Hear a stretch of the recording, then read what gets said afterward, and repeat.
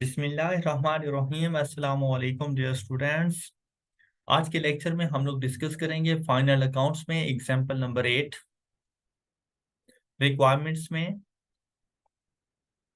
Prepare statement of profit और loss for the year ended 30 June 2018 and prepare statement of financial position as at 30 June 2018।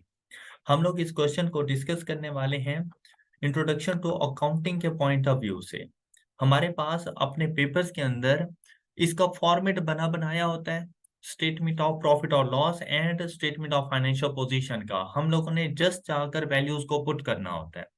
तो हम लोग इस question को बिल्कुल इसी तरह से ही अंडरस्टैंड करने की कोशिश करेंगे कि किस तरह से हम लोगों ने वैल्यूज को जाके पुट करना है और मैक्सिमम मार्क्स किस तरह से गेन करने हैं। इन शॉर्ट टाइम ड्यूरेशन हम अपने इस क्वेश्चन को कैसे कंप्लीट कर सकते हैं।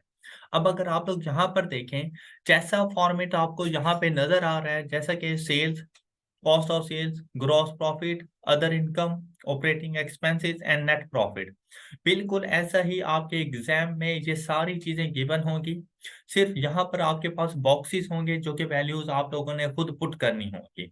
और इसी तरह से स्टेटमेंट ऑफ फाइनेंशियल पोजीशन में non current assets, property, plant and equipment, इस फॉर्म में कि कंप्लीट नॉन करंट एसेट्स की WTV हम लोगों ने आगे यहाँ पे पुट करनी होगी। जबकि करंट एसेट्स में हमें डिफरेंट करंट एसेट्स के नेम्स गिवन होंगे और वो तमाम करंट एसेट्स हम लोगों ने आके यहाँ पे मेंशन कर देने होंगे। ऑनर्स इक्विटी की बात करें तो कैपिटल, नेट प्रॉफिट, ड्राइंग्स की बात आ रही है।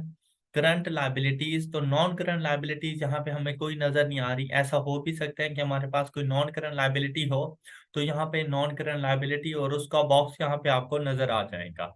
अब हम लोग ने देखना है कि हम किस तरह से इस क्वेश्चन को सॉल्व करेंगे। क्वेश्चन को सॉल्व करने के लिए सबसे पहले आपने ये देखना है कि आपको जो ट्रायल बैलेंस गिवन है उसमें क्या क्या चीजें शामिल हैं। सिर्फ एक मरतबा आपने इसको रीड करना है कि कौन कौन सी चीजें शामिल हैं।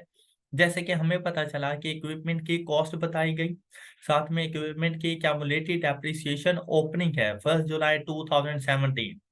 व्हीकल्स हमारे पास नॉन करंट एसेट्स में मौजूद हैं तो उनकी भी opening accumulated depreciation, it means that for the year depreciation expense हम लोगों ने कैलकुलेट करना है और वो डेप्रिसिएशन एक्सपेंस हमारी एक्यूमुलेटेड डेप्रिसिएशन का पार्ट भी बनेगा। ओपनिंग इन्वेंट्री की वैल्यू बता दी। जैसे ही ओपनिंग इन्वेंट्री की वैल्यू है, इट मींस दैट कि हम लोग पीरियोडिक इन्वेंट्री सिस्टम यूज कर रहे हैं। Trade receivables and provision for doubtful receivables, अगर ट्रेड रिसीवेबल्स आते हैं तो ये हमारे पास क्लोजिंग बैलेंस होते हैं, जबकि प्रोविजन फॉर डाउटफुल रिसीवेबल ये हमारे पास ओपनिंग बैलेंस होता है और क्लोजिंग बैलेंस हम लोगों ने कैलकुलेट करके इसकी एडजस्टमेंट्स करनी होती हैं। प्रीपेड इंश्योरेंस 1 जुलाई 2017, ओपनिंग इंश्योरेंस का प्रीपेड हमें बता दिया गया।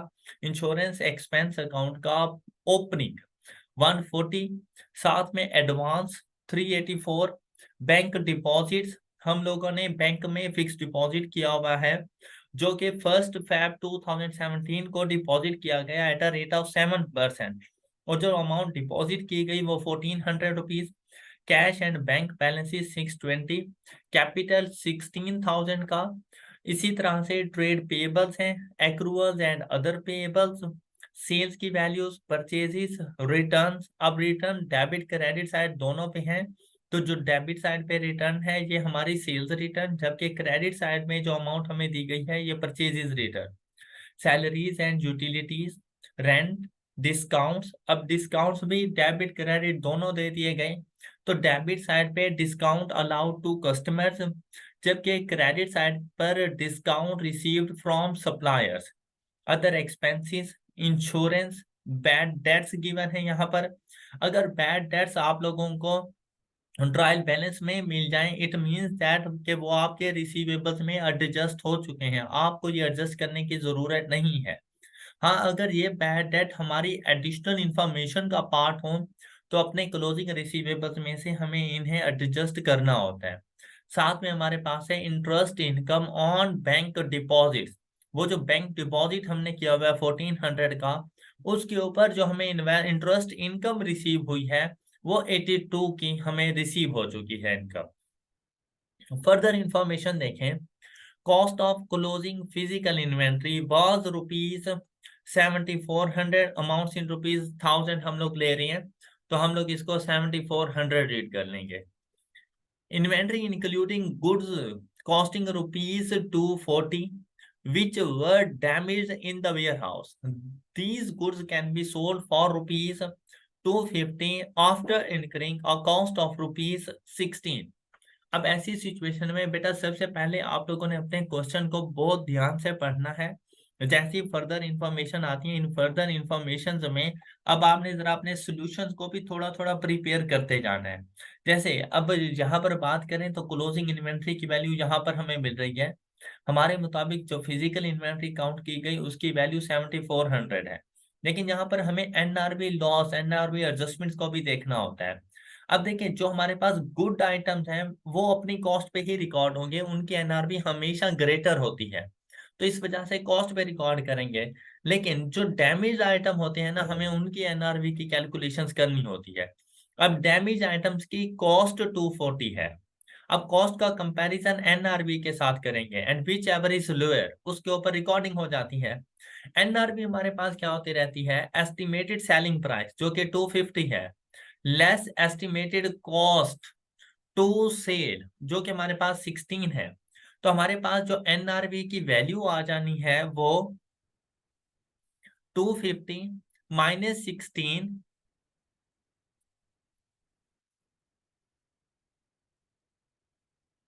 Is equal to 234।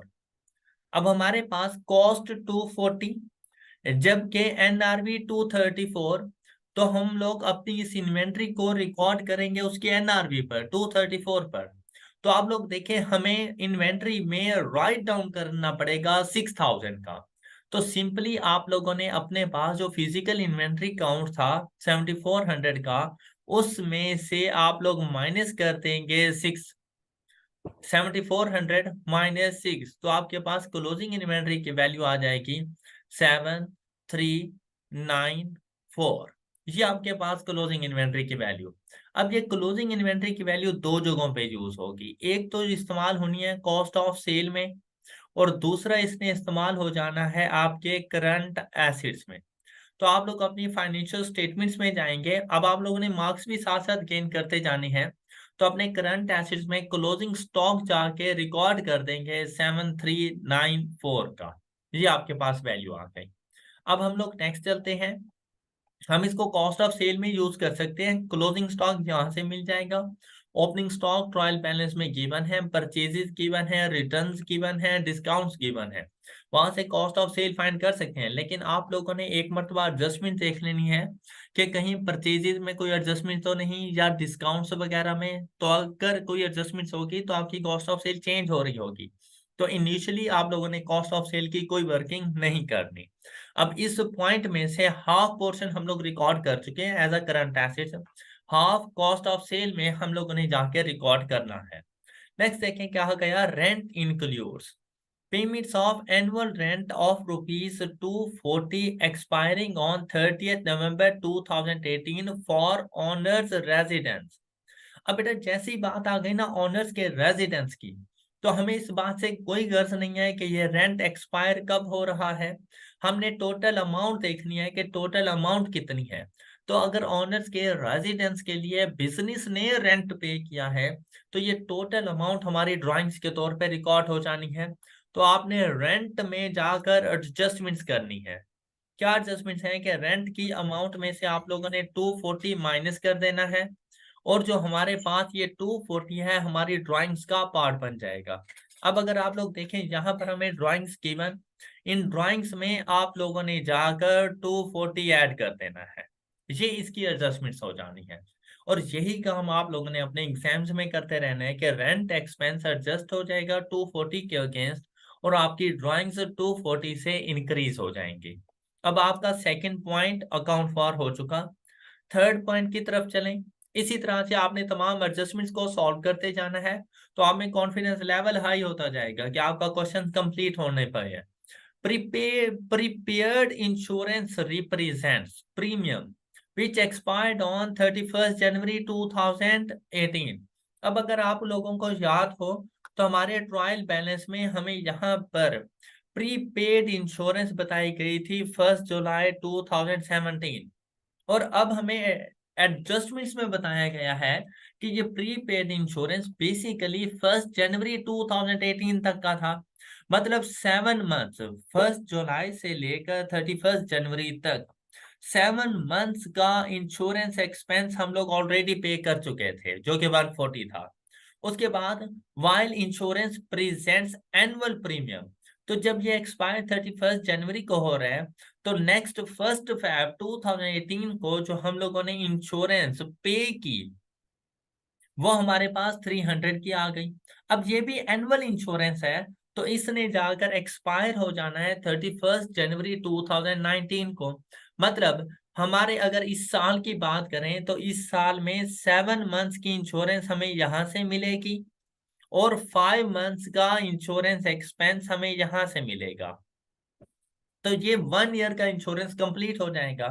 साथ में अगर देखें इस 300 में ये 12 मंथ्स के लिए है, 5 मंथ्स के लिए ये एक्सपेंस हो जाएगा, जबकि 7 मंथ्स का ये हमारा करंट एसेट बन जाएगा, प्रीपेड इंश्योरेंस बन जानी है। अब देखें annual premium which is expiring on 31 जनवरी 2019। अब आप लोगों ने क्या करना है, आप लोग सिंपल वे में जाएं, इस 300 में से करंट एसेट फाइंड कर लें। कैसे? 300 divided by 12 and multiplied bye 7। ये हमारे पास करंट एसेट है, ये हमारे पास प्रीपेड एक्सपेंस के तौर पर आ जाएगा, और ये वैल्यू हमारे पास क्या बनेगी, 300 divided by 12 multiplied by 7 is equal to 175। ये 175 हमारे पास हमारा current asset as prepaid insurance. तो आप लोग अपने करंट एसिड में जाकर देखें कि प्री पेमेंट्स आपको नजर आया, इन प्री पेमेंट्स में जाकर 175 आप लोगों ने ये रिकॉर्ड कर देते हैं। अब अगर एक्सपेंसेस की अगर हम लोग बात करें तो आप लोग इसको एक टी अकाउंट बना के भी कर सकते हैं। अदरवाइज इंश्योरेंस एक्सपेंस में 140 टोटल 7 मंथ्स का ये एक्सपेंस बन जाएगा, प्लस इस 300 में से 5 मंथ्स का एक्सपेंस आ जाएगा। तो टोटल आप लोगों के पास इंश्योरेंस एक्सपेंस क्या आ जाना है, इस 300 में से आप लोगों के 5 मंथ्स के लिए एक्सपेंस प्लस 140 जो प्रीवियस ईयर आपने इस साल का पे किया हुआ था, तो टोटल इंश्योरेंस एक्सपेंस आपका आ जाएगा 265 का। ये पॉइंट आप लोगों का क्लियर हो गया। नेक्स्ट हमारे पास आते हैं, on 29 June 2018 means accounting year end होने से एक दिन पहले dishonoured cheque of ₹285 was returned by bank. No entry has been made in the books for this return. This check was received from a customer net of 5% settlement discount. अब बेटा देखें, ये जो चेक के ऊपर अमाउंट होती है ये हमेशा नेट अमाउंट होती है। जब हम लोगों ने ये चेक रिसीव किया था तो ये 5% डिस्काउंट के ऊपर हम लोगों ने अपने रिसीवेबल से रिसीव किया। तो अब वो चेक डिसऑनर हो चुका है। जब डिसऑनर हो चुका है तो डिसऑनर की एंट्री अभी तक रिकॉर्ड नहीं की गई। अब डिसऑनर की अगर एंट्री हम लोग रिकॉर्ड करेंगे तो सबसे पहले तो आपने अपने जो बैंक को उस टाइम पे डेबिट किया था उस बैंक को अब आप लोगों ने क्रेडिट कर देना है 285 से। अब रिसीवेबल्स को आप डेबिट करेंगे, लेकिन रिसीवेबल्स को डेबिट 285 से नहीं करेंगे, उसकी ग्रॉस अमाउंट के साथ करेंगे। मतलब अब आप उसको कोई डिस्काउंट नहीं देने वाले। तो आपके पास ये जो 285 था ये 5% डिस्काउंट के बाद 95% अमाउंट थी, तो आप इसको करेंगे 285 डिवाइडेड बाय 5% डिस्काउंट के बाद 95% अमाउंट एंड मल्टीप्लाइड बाय 100। तो आपके पास ये रिसीवेबल ग्रॉस अमाउंट के साथ डेबिट हो जाएगा 300, और जो उस टाइम पे आप लोगों ने डिस्काउंट अलाउ किया था उस डिस्काउंट अलाउड का अब आप लोगों के पास एक किस्म का रिवर्सल आ जाना है, और ये रिवर्सल आपके पास इधर क्रेडिट साइड पर डिस्काउंट अलाउड 15 के साथ इसी जर्नल एंट्री रिकॉर्ड हो जानी है। अब अगर आप लोग देखें तो रिसीवेबल्स इंक्रीज हो जाएंगे 300 से, डिस्काउंट अलाउड डेबिट नेचर है, यहाँ पर ये क्रेडिट हो रहा है 15 से डिक्रीज हो जाएगा, और बैंक बैलेंस 285 से डिक्रीज हो जाएगा। अब ये 3 एडजस्टमेंट जाके आप लोगों ने करनी है। सबसे पहले आप लोगों ने जाकर ट्रेड रिसीवेबल्स में ऐड कर देने हैं 300, फिर डिस्काउंट्स अलाउड की अगर हम लोग बात करें तो डिस्काउंट अलाउड 15 का उसका रिवर्सल हो गया, तो यहाँ से -15 कर देंगे। और आपके जो बैंक के बैलेंसेस हैं वो माइनस हो जाएंगे 285 के साथ। ये इसकी एडजस्टमेंट्स आ जानी है। नेक्स्ट पॉइंट देखें, S T maintains 4% provision against trade receivable. कोशिश कीजिएगा बेटा कि ये वाला जो पॉइंट है आप लोगों के पास प्रोविजन से रेलिवेंट एंड डेप्रिसिएशन से रेलिवेंट, ये आप लोगों ने हमेशा सबसे एंड पे जाके करना है, क्योंकि रिसीवेबल्स में कोई भी एडजस्टमेंट हमारे पास आ सकती है तो उसकी वजह से प्रोविजन के बैलेंसेस डिस्टर्ब हो जाते हैं। तो आपने ये बात याद रख लेनी है कि 4% प्रोविजन चार्ज करनी है, लेकिन सबसे लास्ट में जाकर। फिर देखें, कहते हैं advance represents 40% payment made for purchase of vehicle. अब अगर आप लोग अपने ट्रायल बैलेंस में देखें ना, तो हमें यहाँ पर एक एडवांस की अमाउंट नजर आ गई थी 384 की। अब हमें इस 384 के बारे में इंफॉर्मेशन मिली, और वो इंफॉर्मेशन हमारे पास ये है कि ये 40% अमाउंट है व्हीकल्स को परचेज करने के लिए। Remaining balance would be paid in September 2018। तो अब हम लोग जून में हैं, जुलाई अगस्त सितंबर, आफ्टर 3 मंथ्स हम लोग ने रिमेनिंग 60% पे कर देना है। No entry was passed when the vehicle was delivered on 1 June 2018, जबकि व्हीकल हमारे पास 1 जून को आ चुकी है, डिलीवर हो चुकी है, लेकिन अभी तक हम लोगों ने कोई एंट्री रिकॉर्ड नहीं की। अब देखिए, जब इसकी एंट्री रिकॉर्ड करनी होगी ना, तो एंट्री हमारे पास बन जानी है व्हीकल्स अकाउंट डेबिट, और क्रेडिट हम लोग एक तो करेंगे अपने एडवांस को, और दूसरा हमारे पास पेएबल्स आ जाएंगे। अब एडवांस फुल अमाउंट के साथ जो हमें गिवन था 384, ये हमारे पास एडवांस की अमाउंट यहां से कैंसिल हो गई। अब व्हीकल्स को कितनी अमाउंट से डेबिट होना चाहिए, तो उसका आइडिया हमें अपने एडवांस की अमाउंट से होना है। एडवांस की अमाउंट बेसिकली 40% है, तो 384 divided by 40 and multiplied bye 100, 960। तो 960 के साथ आपने व्हीकल्स को डेबिट कर देना है। अब इसमें से 384 आप एडवांस के तौर पे कर चुके हैं, तो ये माइनस कर दें, और जो रिमेनिंग बैलेंस है 576, ये पेएबल्स के तौर पर आपके पास रिकॉर्ड हो जाएगा। अब आपने एक तो अपने व्हीकल्स को इंक्रीज कर देना है 960 के साथ, हमारे पास यहाँ व्हीकल्स का बैलेंस मौजूद है, प्लस कर देंगे 960, एडिशन हो गई। साथ में ये एडवांस हमारे पास कैंसिल हो जाएगा, और दूसरा जो हमारे पास पेएबल्स मौजूद हैं, एक्रूअल्स एंड अदर पेएबल्स, इनमें जाकर हम लोग ऐड कर देंगे 576। ये इसकी एडजस्टमेंट हमारे पास हो जानी है। अब ये वाला पॉइंट हम लोग अकाउंट फॉर कर चुके हैं। And the last point is ST depreciates equipment and vehicles at 15 and 25% respectively using reducing balance method. अब बेटा इक्विपमेंट में हम लोग जो डेप्रिसिएशन चार्ज करेंगे वो 15% और व्हीकल्स में 25%। जैसे ही आपकी ये एडजस्टमेंट कंप्लीट हो जाए, बस अब आपका काम स्टार्ट हो चुका है। अब जस्ट आप लोगों ने पोस्टिंग करते जाना है और आपको आपके मार्क्स मिलते जाएंगे। जैसा कि इक्विपमेंट की बात करें तो इक्विपमेंट में किसी किस्म की कोई एडिशन, कोई डिस्पोजल, कोई एडजस्टमेंट नहीं थी। सिंपली हमें यह कहा गया कि रिड्यूसिंग बैलेंस मेथड है, तो हम 17,000 में से लेस करेंगे 4800, ये WDV, इस WDV का 15% चार्ज करेंगे तो हमारे पास डेप्रिसिएशन एक्सपेंस आ जाएगा, और ये हमारे पास बनता है 17,000 minus 4800 and multiplied by 0.15 is equal to 1830। ये डेप्रिसिएशन एक्सपेंस के तौर पे हमारे पास चला जाएगा, जबकि जो हमारे पास इक्विपमेंट की वैल्यू आएगी वो हमारे पास वैल्यू आ जाएगी 17,000 माइनस 4800 माइनस ये जो हम लोगों ने डेप्रिसिएशन एक्सपेंस कैलकुलेट किया था, तो इक्विपमेंट की वैल्यू हमारे पास आ रही है 10370। अब अगर आप लोगों को याद हो तो फाइनेंशियल पोजीशन के अंदर जो हम लोगों ने नॉन करंट एसेट लिखने थे, उसमें प्रॉपर्टी प्लांट एंड इक्विपमेंट का टोटल बैलेंस जाके रिकॉर्ड करना था, सिर्फ इक्विपमेंट नहीं लिखना था। इसीलिए हम लोगों ने यहाँ पर इसको साइड पे लिख दिया और वर्किंग करने लगे व्हीकल्स के बारे में। व्हीकल्स में देखें तो जो एडिशन हुई है ना 960 की, ये 1 जून को हुई है, तो पूरे साल की डेप्रिसिएशन नहीं चार्ज होनी।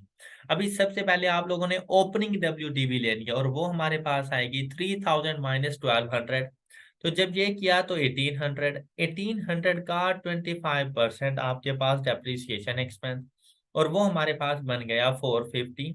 उसके बाद आप लोगों ने 960 multiplied bye 25% and multiplied by 1/12। यहाँ से ये डेप्रिसिएशन एक्सपेंस कैलकुलेट कर लेना है। 960 multiplied by 0.25 multiplied by 1/12 is equal to 20 का डेप्रिसिएशन यहाँ से। तो ये टोटल डेप्रिसिएशन आपके पास आ गया 470 का। अब अगर आप लोग देखें तो आपके पास 3960 के टोटल एसिड्स की कॉस्ट 1200 प्लस 470 एक्यूमुलेटेड डेप्रिसिएशन में depreciation expense for the year add कर दें, तो आपके पास जो क्लोजिंग आना है वो 1670।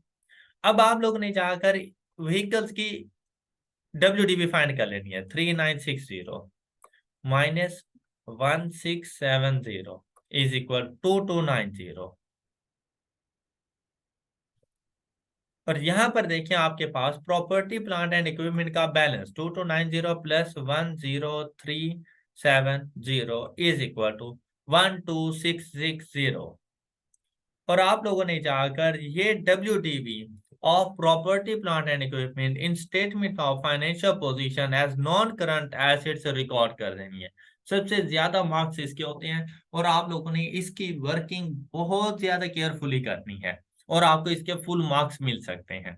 और ये आपका बेसिकली चैप्टर नंबर 6 डेप्रिसिएशन से रेलिवेंट एक टॉपिक था जो कि कंप्लीट हो गया। अब अगर आप लोग देखें ना तो आप इन चीजों के साथ डील कर चुके हैं। अब यहाँ पे ओपनिंग इन्वेंट्री आ गई। तो ओपनिंग इन्वेंट्री कहाँ पे यूज होती रहती है? कॉस्ट ऑफ सेल में। तो देखिए कॉस्ट ऑफ सेल को कैलकुलेट अब किया जा सकता है क्योंकि हम सारी एडजस्टमेंट्स पढ़ चुके हैं। तो यहाँ पर देखें कॉस्ट ऑफ सेल के लिए, वैसे ये सारा काम आप लोगों ने कैलकुलेटर पे कर लेना है। जैसे कि 5500 आप लोग जाके सिर्फ कैलकुलेटर पे वर्किंग किया करें कुछ इस तरह से। Opening inventory 5500 plus purchases. अब देखें आपके पास परचेजेस कितनी अमाउंट की आ रही हैं, तो आपको यहां से आपकी परचेजेस का पता चल जाएगा। और आपकी परचेजेस है 21,000। ये आपके पास परचेजेस आ गई। फिर आपने इसमें से लेस कर देने हैं रिटर्न्स 750, लेस कर देना है डिस्काउंट्स 220, और लेस कर देनी है आपने इसमें से क्लोजिंग इन्वेंट्री की वैल्यू। तो आप देखें आपके पास क्लोजिंग इन्वेंट्री की वैल्यू 7394 इज इक्वल टू 18136। ये आप लोगों के पास कॉस्ट ऑफ सेल बन गई। स्टेटमेंट ऑफ कॉम्प्रिहेंसिव इनकम में जाएंगे और कॉस्ट ऑफ सेल को रिकॉर्ड कर देंगे 18136। अच्छा, ये जरूरी नहीं है कि आपने इधर सबसे पहले स्टेटमेंट ऑफ कॉम्प्रिहेंसिव इनकम को कंप्लीट करना है और उसके बाद जाकर आप लोगों ने बाकी काम करने हैं। तो ऐसा कुछ भी नहीं है। आप लोगों को जो अमाउंट्स जहां पर नजर आए आप लोगों ने अपने पास उसको रिकॉर्ड करते रहना है। तो हम लोग इन चीजों की रिकॉर्डिंग कर चुके हैं। अब आप लोग चलें ट्रेड रिसीवेबल्स। अब ट्रेड रिसीवेबल्स की बात करें तो ट्रेड रिसीवेबल एडजस्टेड हो चुके हैं 5350 प्लस 400। तो मेरे पास एडजस्टेड ट्रेड रिसीवेबल्स आ गए 5650।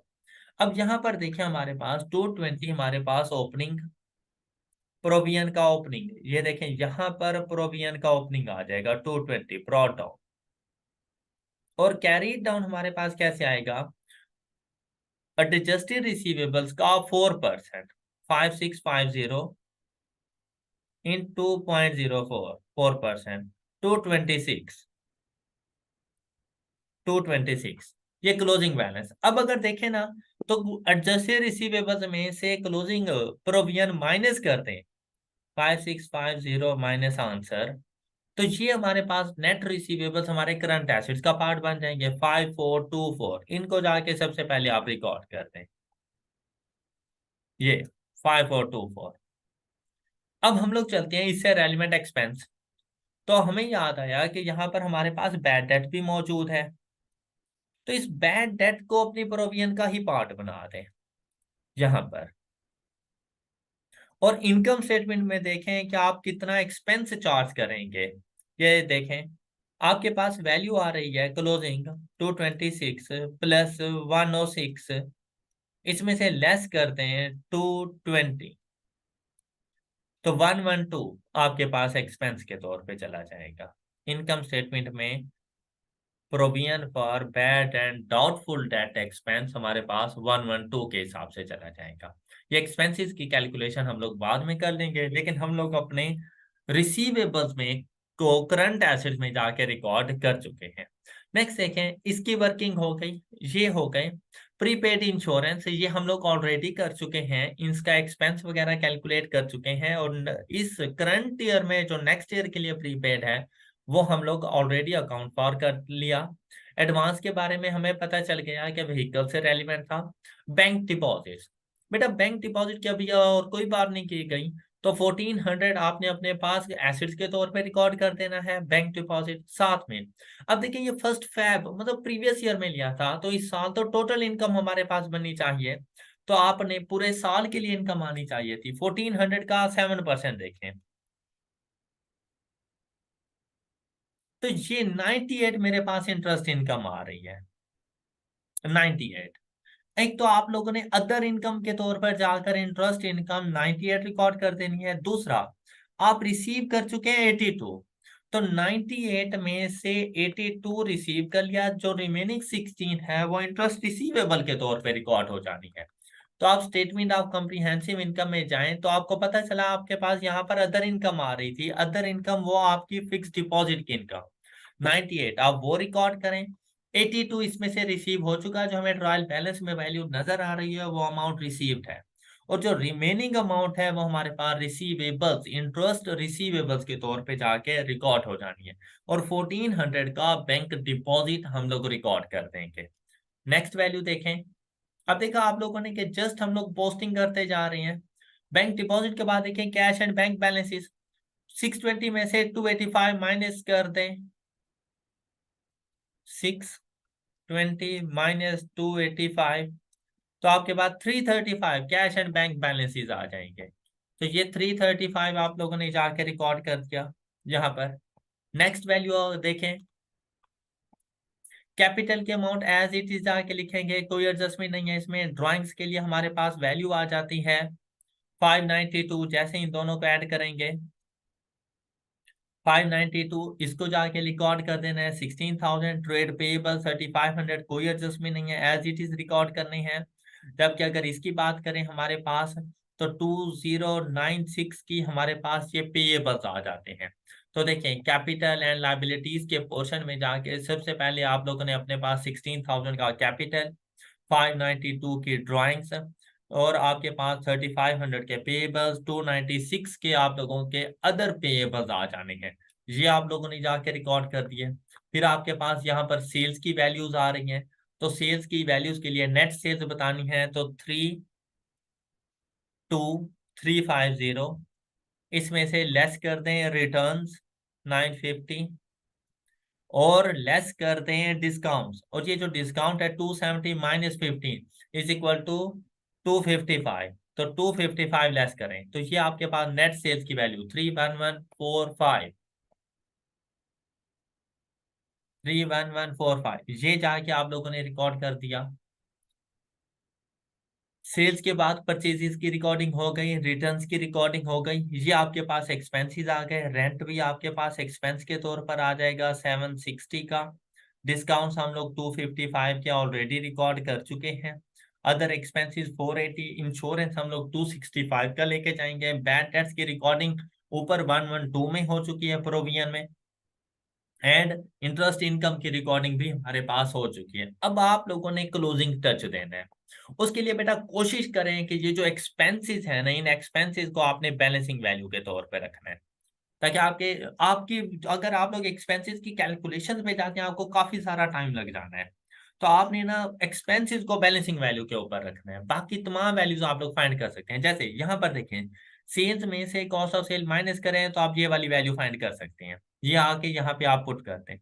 लेकिन आप ये वाली वैल्यू नहीं फाइंड कर सकते क्योंकि आपने एक्सपेंसेस नहीं लिखे हुए। अब आप क्या करें, अपनी स्टेटमेंट ऑफ फाइनेंशियल पोजीशन में जाएं, यहाँ पर नॉन करंट एसेट्स कंप्लीट हो गए, हमारे करंट एसेट्स हमारे कंप्लीट हैं। आपने इनका टोटल यहाँ पे रिकॉर्ड किया, इन दोनों का टोटल आप लोगों ने यहाँ कैलकुलेट कर दिया 27404। यही टोटल आप लोगों ने आकर यहाँ पे मेंशन कर देना है। अब आपने क्या करना है, आपको करंट लायबिलिटीज के टोटल का पता चल गया, ये आपके पास करंट लायबिलिटीज का टोटल है। फिर नॉन करंट लायबिलिटी हमारे पास कोई नहीं है, अगर होती तो हम उसको भी एडजस्ट कर लेते हैं। और यहाँ पर आप कैपिटल की ये वाली जो वैल्यू है ना, ये बैलेंसिंग वैल्यू के तौर पे फाइंड करें, क्योंकि आप ये वाली वैल्यू फाइंड नहीं कर सकते, आपने 6400 अभी नहीं लिखा हुआ क्योंकि आपकी इनकम स्टेटमेंट ही कंप्लीट नहीं है। अब आप क्या करेंगे ऐसी सिचुएशन में कि भाई आप इसको ना एक्स कंसिडर कर लिया करें, इसमें ऐड करते हैं नॉन करंट लायबिलिटी, ऐड करें 5596 इज इक्वल टू करते हैं 27404। ये देखें, x plus 5596 is equal to 27404। Shift calculation equal to, तो 21808, ये वाली वैल्यू आपने यहां पर आके रिकॉर्ड कर देनी है। अब अगर आप लोग देखें तो आपके पास ये बैलेंसिंग वैल्यू बनेगी इधर। अब इसको बैलेंसिंग वैल्यू के तौर पर कैसे, ये आप कैपिटल 16,000 इसको फिर एक्स कंसीडर कर लें, तो आप कैलकुलेटर पे अब इस इक्वेशन को कुछ इस तरह से बताएंगे, 16,000 plus x minus drawing 592 is equal to ये 21808। इसको सॉल्व करेंगे, 6400 पॉजिटिव है तो प्रॉफिट्स, नेगेटिव आ जाए तो लॉस। ये 6400 आप लोगों ने यहाँ पे लिख देना है, आपकी बैलेंस शीट कंप्लीट हो जाएगी। यही 6400 आपने उठाना है और अपनी स्टेटमेंट ऑफ कॉम्प्रिहेंसिव इनकम में यहाँ पर आके पुट कर देना है।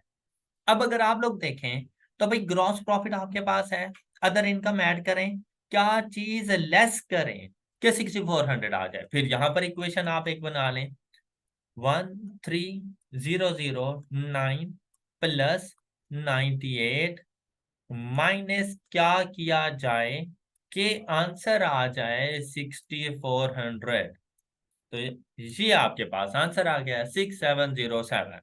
तो ये एक्सपेंसेस की वैल्यू आप लोगों ने कैलकुलेट कर दी 6707 और आपका क्वेश्चन कंप्लीट हो जाता है। अब अगर आप लोग अपने जरा ट्रायल बैलेंस में से देखें ना, तो हमारे पास अपने एक्सपेंसेस का टोटल करें तो हमारे पास सेम एक्सपेंसेस ही आएंगे 6707। ये देखें, सबसे पहले आप देखें डेप्रिसिएशन एक्सपेंस, यहाँ से आपको डेप्रिसिएशन एक्सपेंस मिला 1830 और यहाँ से 470, 1830 प्लस 470 प्लस, अब इन एक्सपेंसेस के बाद provisions for bad and doubtful debt 112, तो आप ये 112 यहाँ पे रिकॉर्ड कर लेंगे। प्लस अब अपने ट्रायल बैलेंस में से देखते जाएं कि आपके पास कौन कौन से एक्सपेंसेस आने हैं। तो हमारे पास एक्सपेंसेस अब आ रहे हैं सैलरीज से, हमारे एक्सपेंसेस स्टार्ट हो रहे हैं 2790। हम लोग यहाँ से इसका स्टार्ट लेंगे 2790 प्लस, उसके बाद अगर आप लोग देखें यूटिलिटीज एंड सैलरीज हो गया, ये हमारे पास रेंट 760 प्लस, यहाँ पर देखें डिस्काउंट्स नहीं आएंगे 480 प्लस, इसके बाद देखें 265 670। तमाम एक्सपेंसेस को हम लोगों ने रिकॉर्ड कर लिया और इस तरह से बेटा हमारा ये एग्जाम्पल नंबर 8 कंप्लीट हो चुकी है। आई होप कि आप सब बच्चों को बहुत अच्छे तरीके से समझ आई होगी। मजीद इस तरह के क्वेश्चंस को समझने के लिए हमारे चैनल को सब्सक्राइब करें, वीडियोस को लाइक करें। अपना बहुत सा ख्याल रखें। अल्लाह हाफिज।